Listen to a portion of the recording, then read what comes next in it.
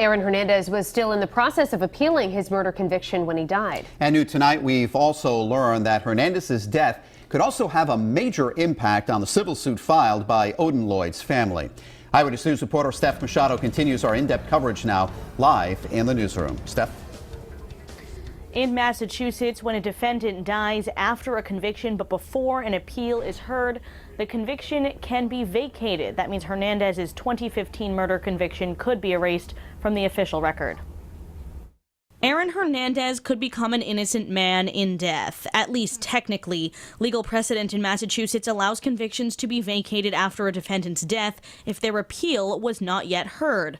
That includes his 2015 case when he was convicted of murdering Odin Lloyd. Really not focusing on Aaron Hernandez, but rather on the wonderful life of Odin Lloyd, what he contributed to his loving family. Hernandez's defense attorney, Jose Baez, who was planning to handle the appeal, would need to file a motion in order for the case to be vacated.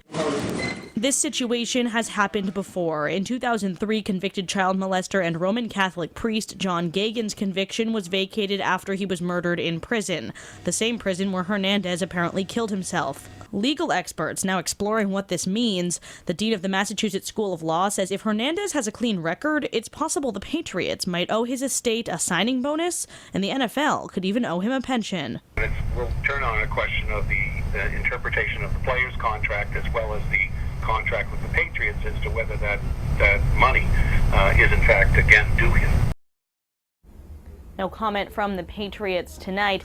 Now, even if Hernandez's conviction is overturned, there are still 2 civil cases pending against him. Now against his estate, one from Odin Lloyd's family and one from the families of Safiro Furtado and Daniel De Abreu. Live in the newsroom, I'm Steph Machado, Eyewitness News.